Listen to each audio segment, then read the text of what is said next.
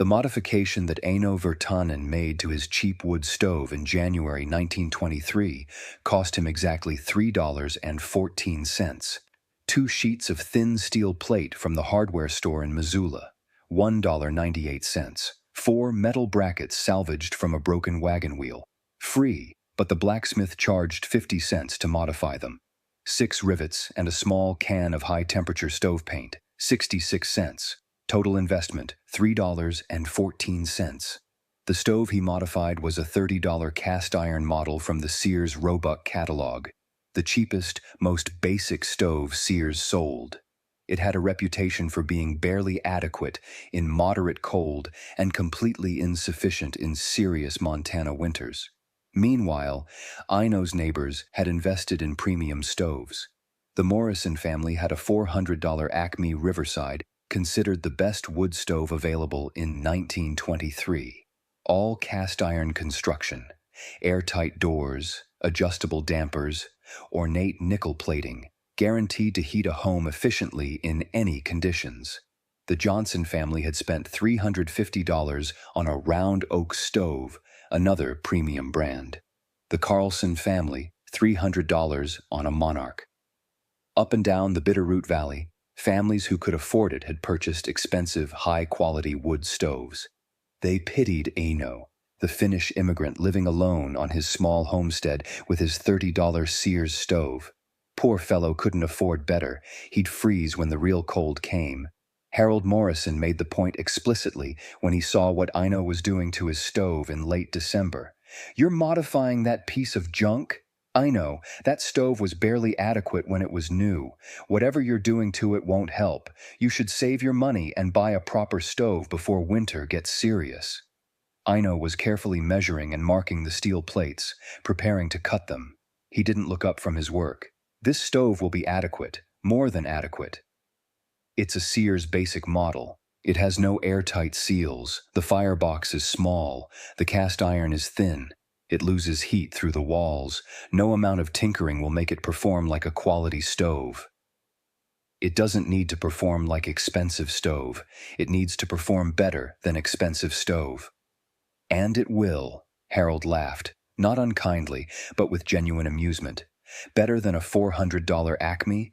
I know, I respect your optimism, but that's not realistic. My stove is engineered by experts, manufactured to tight tolerances, built from premium materials. You can't improve on that with sheet metal and wishful thinking." Eino set down his measuring tools and looked at Harold. "Your expensive stove throws away most of the heat it produces. The hot gases go straight up the chimney. They carry away 60, maybe 70% of the energy from the wood. You're burning money and getting smoke. This is not efficiency. This is waste. All stoves lose some heat up the chimney. That's how they work. The draft pulls air through the fire and exhausts the smoke. You can't change that without blocking the chimney." "I'm not blocking chimney.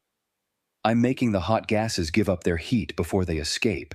This is not complicated. This is simple engineering." Harold was skeptical but curious. "And these sheets of metal will do that?" "These sheets will create baffle system.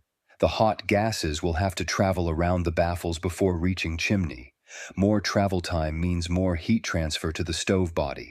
More heat to room, less heat wasted. A baffle. That's your secret weapon against winter?" "Not secret, not weapon, just physics. Heat takes time to transfer. Give it more time by making the gases take longer path. They arrive at chimney cooler. The heat they lost stays in the room." Harold remained unconvinced. If it was that simple, the stove manufacturers would do it. These are engineers. They know more about stove design than we do. Engineers know many things, but they design for average conditions, for average users, for mass production. They don't design for minus 40 degrees in Montana. They don't optimize for efficiency because fuel is cheap. I optimize because I'm not rich. I can't afford to waste wood. Harold left, shaking his head. Another neighbor trying to make something from nothing. It never worked. You got what you paid for. A $30 stove was a $30 stove. Modifications wouldn't change that. Eino continued his work. He'd grown up in northern Finland, in a region where winter lasted 8 months and temperatures regularly dropped to -30 degrees or colder. His family had been poor, they couldn't afford fuel. They learned to extract every possible bit of heat from every piece of wood they burned. Finnish masonry heaters, or tulikivis, were engineered for maximum efficiency. They used internal baffle systems to force hot gases through long, winding paths before exiting. By the time the smoke left the chimney, it was barely warm. All the heat had been extracted and stored in the masonry mass. Eino couldn't build a masonry heater in his small Montana cabin, but he could apply the baffle principle to his cheap cast-iron stove. The modification was simple in concept, but required precise execution. He cut the 2 steel plates into specific shapes. One plate would sit inside the stove, above the firebox, creating a horizontal baffle. Hot gases from the fire would hit this baffle and be forced to travel around it rather than going straight up. The second plate would be positioned in the stovepipe, creating another baffle point. The gases would have to navigate around both baffles, doubling their travel time inside the heat-exchanging parts of the system. The brackets held the baffles in position. Eino designed them to be removable for cleaning, but secure during operation. The positioning was critical. Too restrictive and the draft would be choked, causing the stove to smoke. Too open and the gases would bypass the baffles, defeating the purpose. Eino calculated the optimal restriction based on his understanding of fluid dynamics and draft requirements. He installed the first baffle inside the firebox on January 4, 1923. The plate sat at an angle, forcing rising gases to travel horizontally before they could ascend to the stovepipe. The brackets held it firmly against the internal walls. He installed the second baffle in the stovepipe on January 5th. This baffle was a disc with a hole offset to one side. Gases had to travel around the edge of the disc before continuing up the pipe. Simple, cheap, effective. He tested the modified stove on January 6th. He built a small fire using dry pine. The stove drew properly. No smoke backed up into the room. The fire burned cleanly, and the stove body heated up noticeably faster than before. Within 20 minutes, the entire surface of the stove was hot to the touch. Without the baffles, only the area directly around the firebox would heat this quickly. The top and sides would take an hour or more to fully warm, with the baffles forcing the hot gases to circulate through the stove body before exiting. Heat was distributed evenly and quickly. Eino monitored the chimney exhaust temperature. Without baffles, the gases exited at perhaps 500 to 600 degrees Fahrenheit. With baffles, the exit temperature dropped to 300 to 350 degrees. That 250-degree difference represented heat that was now staying in the room instead of escaping outside. It was working exactly as he'd calculated. Over the next week, Eino refined his operation of the modified stove. He learned the optimal fire size, the best damper settings, how to load wood to maximize the baffle effect. By mid-January, he had the system perfected. His cabin stayed at a comfortable 68 to 70 degrees Fahrenheit with what he estimated was about 30% less wood than he'd burned the previous winter with the unmodified stove. The efficiency gain was substantial, but this was still relatively mild weather. Temperatures were hovering around 0 to -10 degrees. Serious, but not extreme. The real test came on January 23, 1923. A massive Arctic air mass moved south out of Canada, bringing the coldest temperatures Montana had experienced in decades.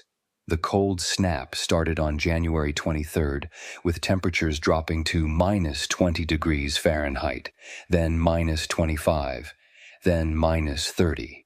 The temperature kept falling. On January 25th, the thermometer in Missoula read -38 degrees Fahrenheit. On January 26th, -41 degrees. -41 degrees Fahrenheit. That's 73 degrees below freezing. That's cold enough to freeze gasoline. Cold enough to make metal brittle and shatter. Cold enough to freeze a person to death in under 10 minutes. Exposure. And the cold lasted. January 27th, still minus 41 degrees. January 28th, minus 39 degrees. 5 days of the coldest weather in living memory. Wood stoves across the Bitterroot Valley burned constantly. Families fed their stoves around the clock, trying to maintain livable temperatures, and they struggled. Harold Morrison's $400 Acme Riverside stove burned wood faster than Harold could split and carry it. He kept the firebox packed full. He adjusted the dampers for maximum heat output. He did everything the manual recommended. His cabin temperature barely reached 60 degrees. When he let the fire burn down even slightly, the temperature would drop to 50 degrees within an hour. He was burning approximately 2 cords of wood per day. 2 cords, 16 feet times 4 feet times 8 feet of stacked wood. In one day. At that rate, his winter woodpile would be gone in 2 weeks. And he'd still be cold. Other families faced similar situations. The Johnsons were burning 1.5 cords per day through their $350 round oak. The Carlsons, 1 3/4 cords through their Monarch. Everyone was burning wood at unsustainable rates. Everyone was still cold. And everyone was starting to panic. If this cold lasted another week, people would run out of firewood. In January, with 2 months of winter remaining, the situation was becoming desperate. On January 27th, the 3rd day of minus 40-degree temperatures, Harold Morrison made the rounds checking on his neighbors. He wanted to make sure everyone was surviving. He saved Eino's cabin for last, expecting to find the Finnish immigrant in serious trouble. Eino's cheap stove couldn't possibly be keeping him warm in this cold. Harold half expected to find Eino huddled under blankets, burning furniture to stay alive. Instead, he found Eino sitting at his table in his shirt sleeves, calmly reading a book. The cabin was warm. Actually warm. Comfortable. Harold stood in the doorway, letting cold air in, staring in disbelief. "How are you not freezing?" Eino looked up from his book. "I'm not freezing because my cabin is warm. Come in. Close door. You're letting heat out." Harold stepped inside and shut the door. The warmth enveloped him immediately. It was noticeably warmer than his own cabin. He looked at the cheap Sears stove. A moderate fire burned in the firebox, not packed full, not roaring, just a steady, moderate fire. "What's the temperature in here?" Harold asked. Eino gestured to a thermometer on the wall. 69 degrees. 69? My cabin is barely reaching 60 and I'm burning wood non-stop. I'm burning wood steadily, but not excessively. Maybe 1/3 of a cord per day. 1/3? Harold's voice rose. I'm burning 2 cords per day and I'm colder than you are. How is that possible? Eino stood and walked to the stove. The baffles, remember? The $3 modification you said wouldn't work. It's working. He opened the stove door briefly so Harold could see the internal baffle. The hot gases can't escape quickly. They must travel around the baffles. They give up their heat to the stove body. The stove radiates that heat into the room. Very little heat escapes up the chimney. But it's minus 41 outside. Yes, and it's 69 degrees inside. The cold outside doesn't matter. What matters is how efficiently I use the heat I produce. Your expensive stove produces more heat than mine, but it wastes most of that heat. My cheap stove produces less heat, but it uses almost all of that heat. I'm more efficient. Harold looked at the simple steel baffles visible inside the stove. $3 worth of material, making a $30 stove outperform a $400 stove. It didn't make sense, except it clearly did make sense because it was working. "Can you install these baffles in my stove?" Harold asked. Eino smiled. "Your stove is different design, but yes, I can make baffles that will work. The principle is the same. Force the gases to give up their heat before they escape." "How long will it take?" 1 day to measure and cut, 1 day to install. If you bring me the steel plates, I'll do the work." "I'll get the plates today. Anything to stop burning 2 cords of wood per day." Harold left Eino's warm cabin and stepped back into the minus 41-degree cold. He had to tell people about this. a $3 modification that worked better than $400 stoves. People needed to know. The story spread through the valley faster than the cold itself. That Finnish fellow with the cheap stove, the one everyone pitied. His cabin was the warmest in the valley. He was using a fraction of the wood everyone else was burning, and he'd done it with a $3 modification. Within 2 days, Eino had requests from 18 families who wanted baffles installed in their stoves. He agreed to help everyone, but he insisted on teaching them how to do it themselves rather than doing all the work. If you understand the principle, you can adjust and optimize for your specific stove. If I just install it, you depend on me. Better that you learn. He held a workshop in his cabin on January 30th. 15 men crowded into the small space, notepads in hand. Eino explained the physics. Heat transfer takes time. The longer hot gases contact cool surfaces, the more heat transfers. In normal stove, gases go straight up. Contact time is maybe 1 second, not enough time for complete heat transfer. With baffles, gases must travel longer path. Contact time becomes 4 or 5 seconds. Much more heat transfers. The gases exit cooler. The stove body gets hotter. More heat stays in room. He showed them his baffles, how they were positioned, how they directed gas flow, how they were secured. The key is to restrict flow enough to increase contact time, but not so much that draft is choked. Too restrictive, and smoke backs up. Not restrictive enough and gases bypass the baffles. You must find the balance for your stove. How do we know if we found the right balance? Someone asked. Check the chimney exhaust temperature. Put your hand near the chimney exit. If it's very hot, too much heat is escaping. Add more restriction. If smoke backs up into the room, too much restriction. Remove some. The goal is chimney exhaust that's warm but not hot. Maybe 300 degrees instead of 500 or 600. Over the next week, as the cold finally began moderating, families across the valley modified their stoves. The results were consistent. Wood consumption dropped by 30 to 50%. Cabin temperatures increased by 5 to 10 degrees. Comfort improved dramatically. The expensive stoves showed the greatest improvement. They'd been wasting the most heat. Adding baffles to a $400 Acme that was already producing substantial heat meant capturing heat that had been lost.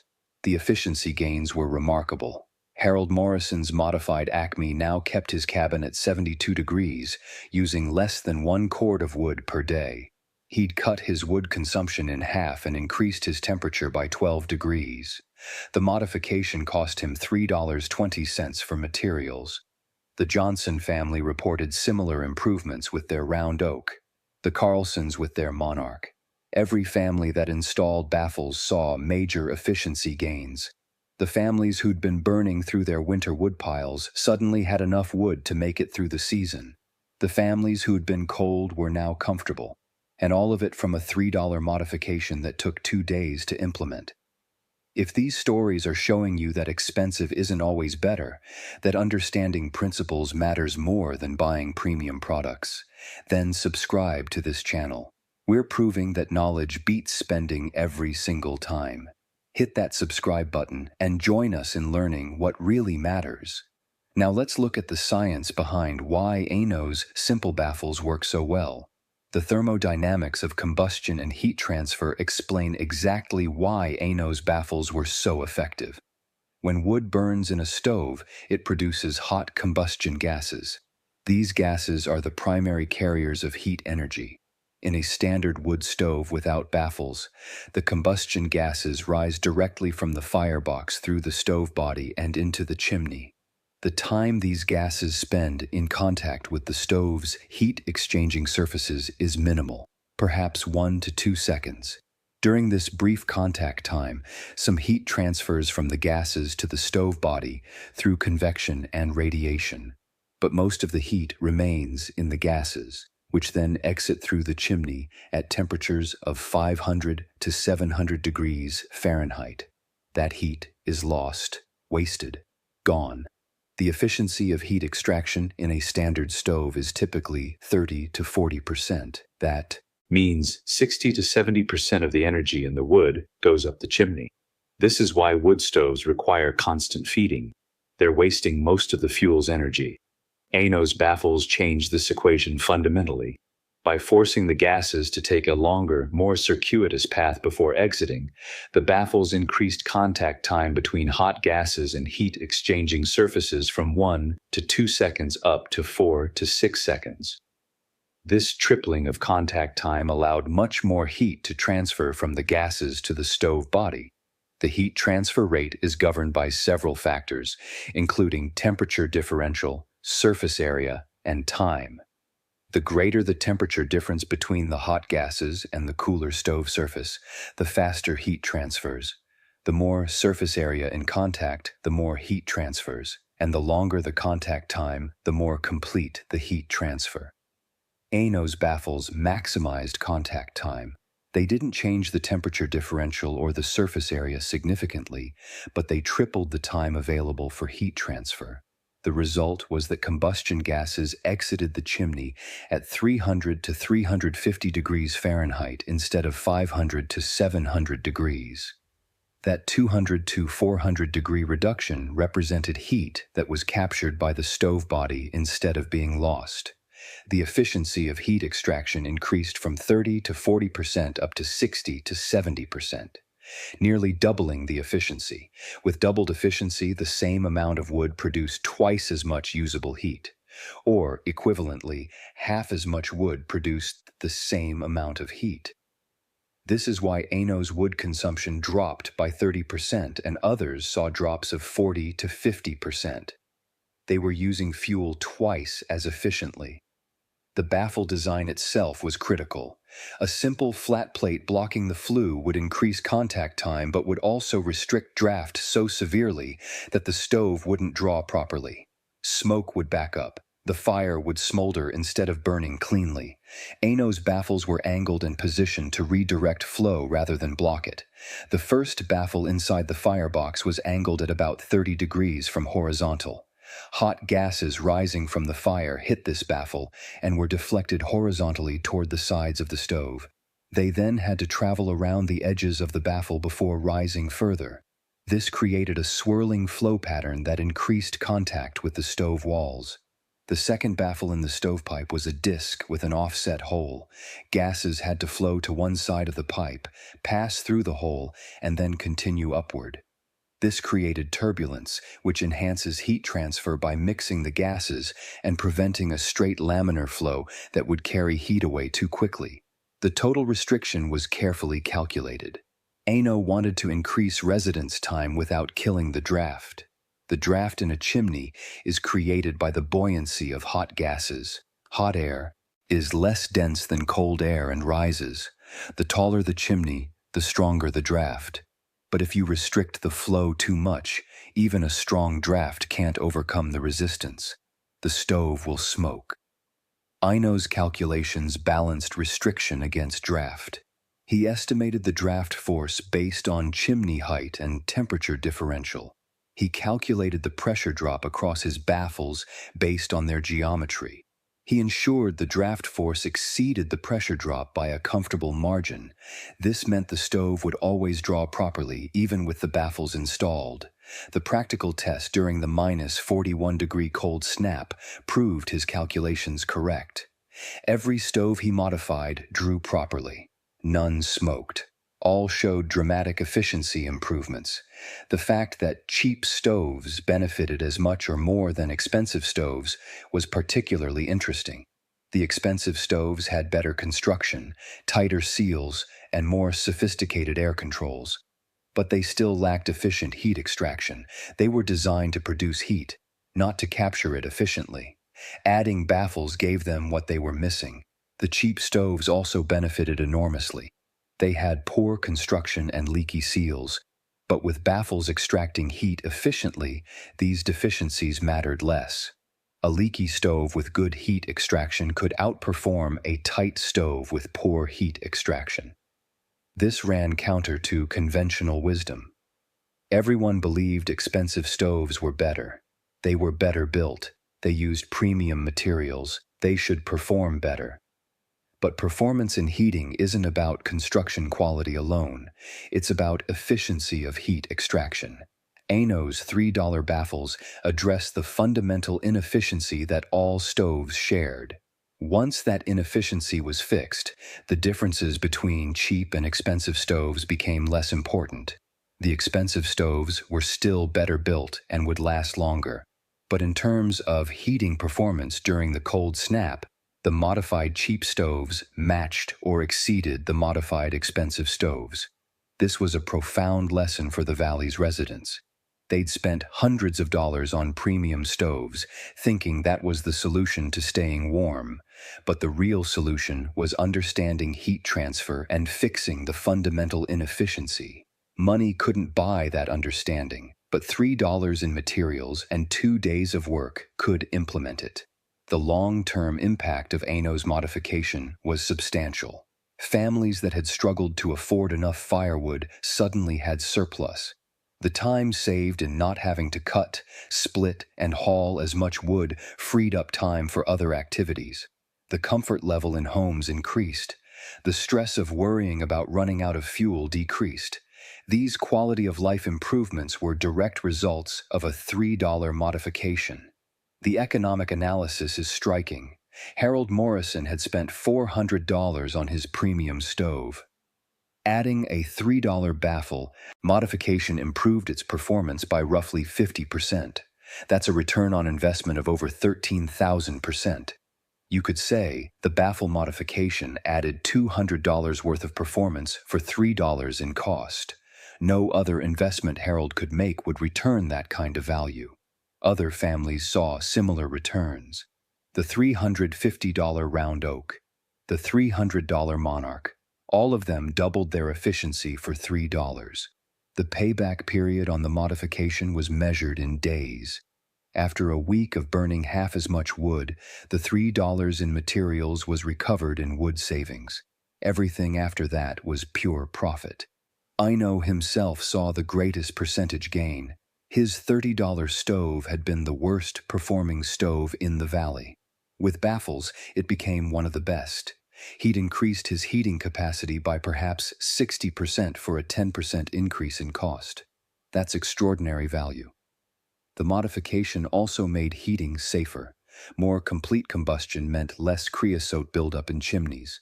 Creosote is partially burned wood products that condense in cool chimneys. It's flammable and causes chimney fires.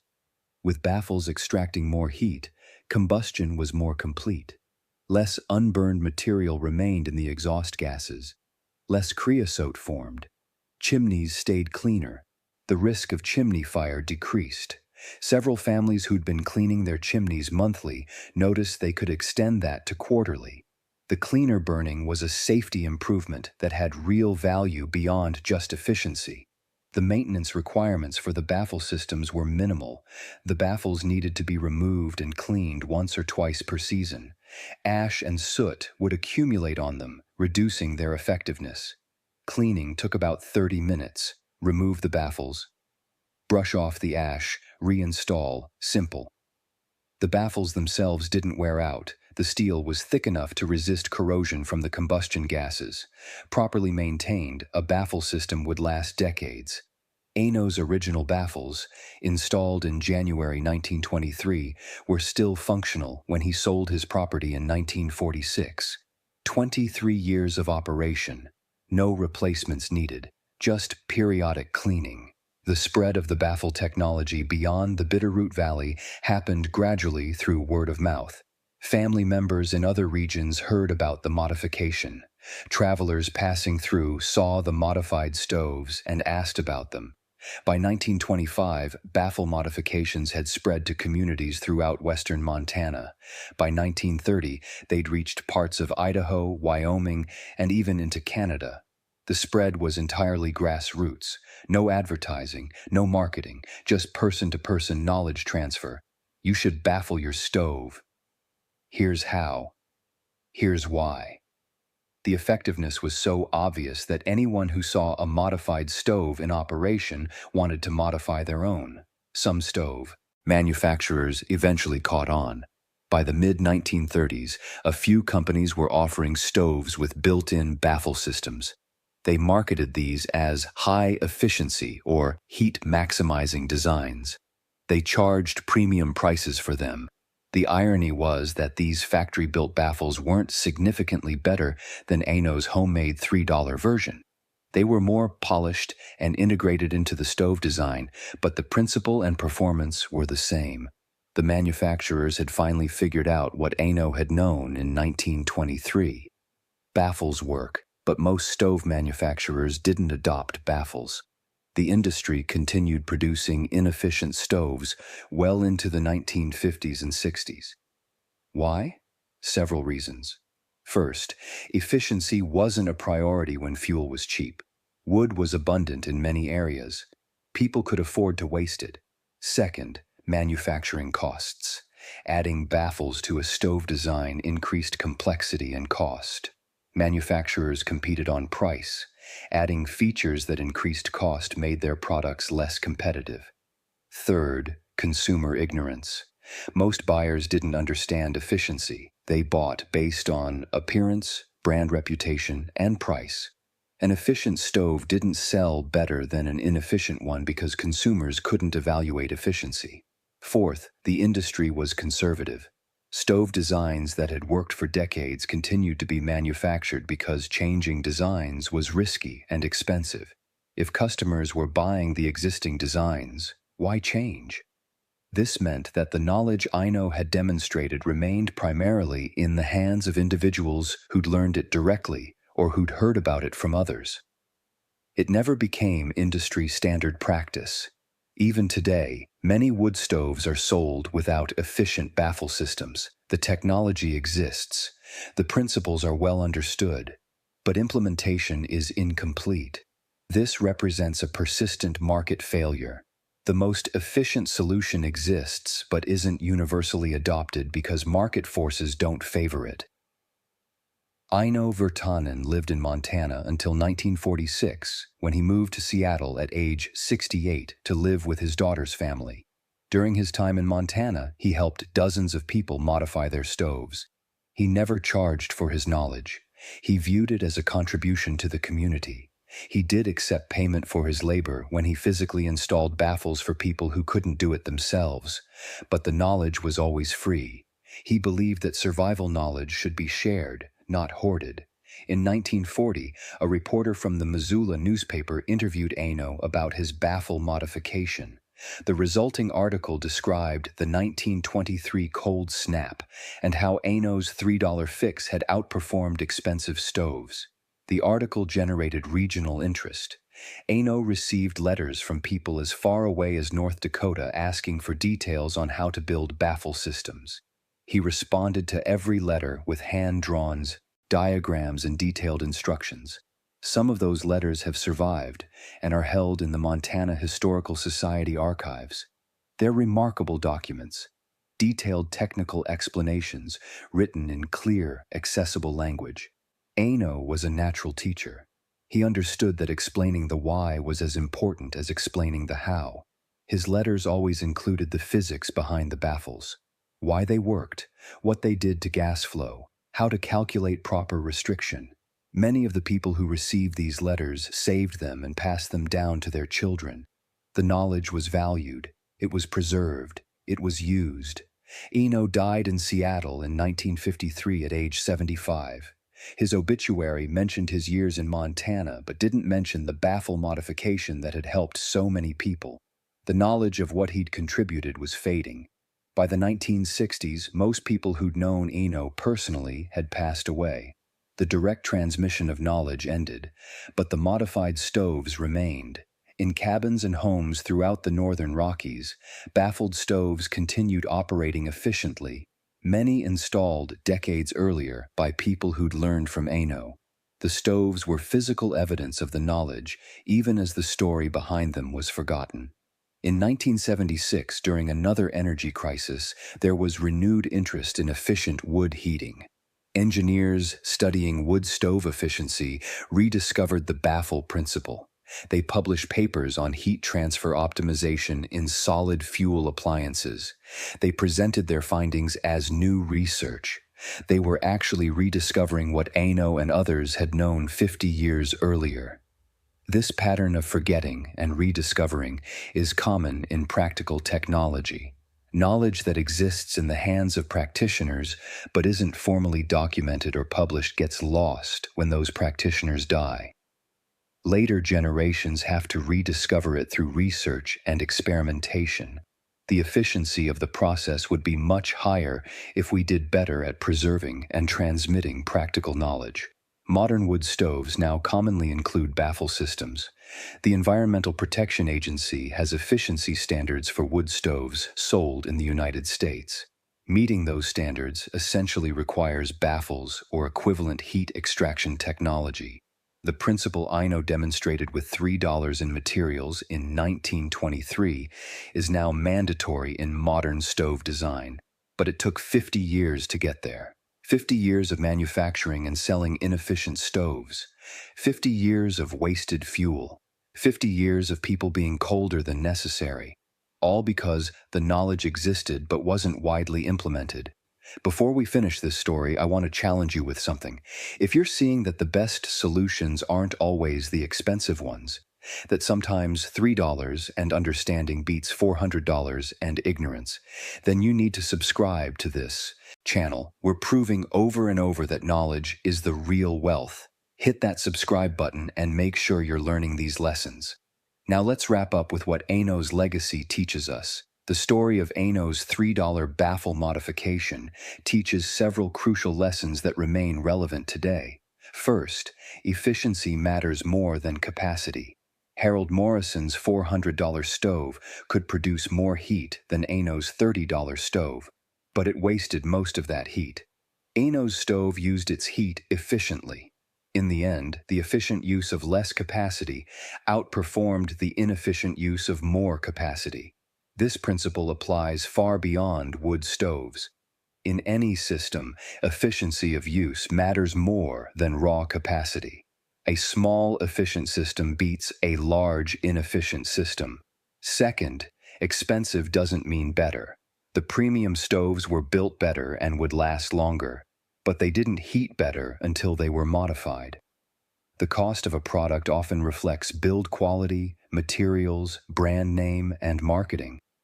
It doesn't necessarily reflect performance in the specific task you care about. Understanding what actually determines performance in your use case is more valuable than buying the most expensive option. Third, understanding principles beats following convention. Everyone built their stoves according to conventional designs. Those conventions produced inefficient systems. Eino understood heat transfer principles. He applied those principles to create a better solution. Principles are more fundamental than conventions. Learn the principles, and you can evaluate and improve on conventions. Fourth, simple solutions to complex problems exist. The heating problem seemed complex. Expensive stoves with sophisticated controls and premium materials seemed necessary. But the actual solution was simple. Force hot gases to stay in contact with heat-exchanging surfaces longer. 2 pieces of sheet metal accomplish this. We often assume complex problems require complex solutions. Sometimes they do, but sometimes a simple intervention at the right point in the system is all that's needed. Fifth, knowledge is the ultimate leverage.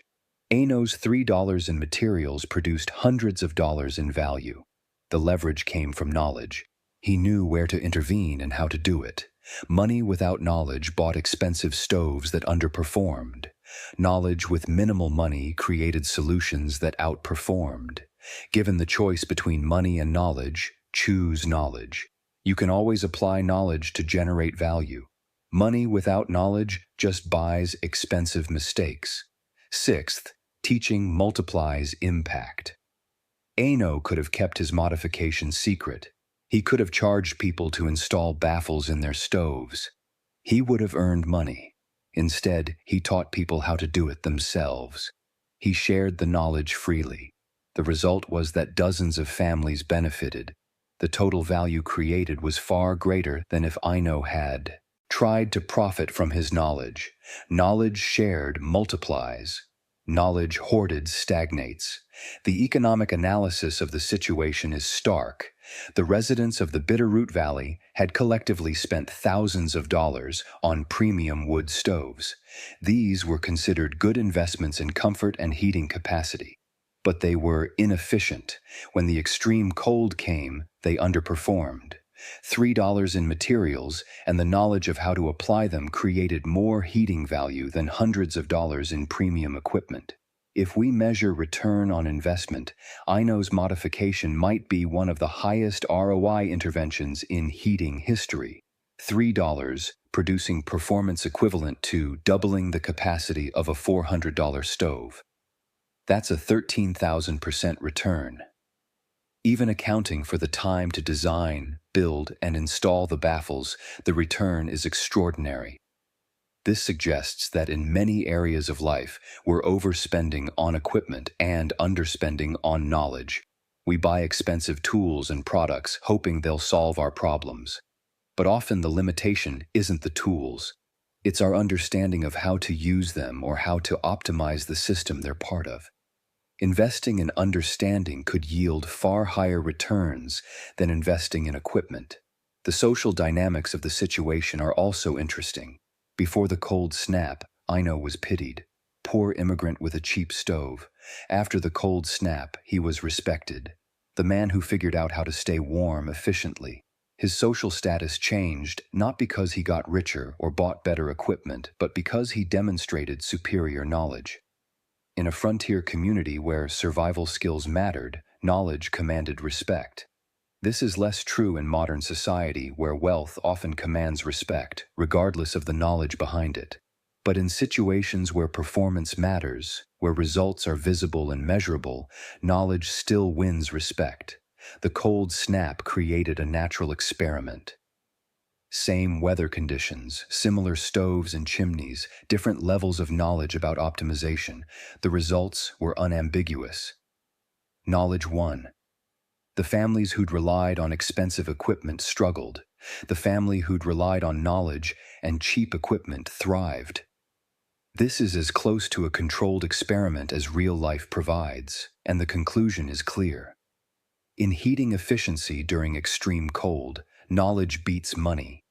Eino's modification represents a class of solutions that are tragically underutilized. Simple, low-cost interventions that dramatically improve system performance. These solutions exist in many domains, but they require understanding the system deeply enough to identify the key bottleneck or inefficiency. Most people don't have that understanding. They rely on buying better equipment or following conventional practices. They miss the simple, high-leverage solutions that knowledge would reveal. How many other $3 solutions exist in our lives? How many problems could be solved with minimal cost if we just understood the underlying principles? How much money are we wasting by buying expensive products when simple modifications to cheaper products would perform better? These are questions worth asking. The answer in each case requires domain-specific knowledge, but the meta-lesson is clear.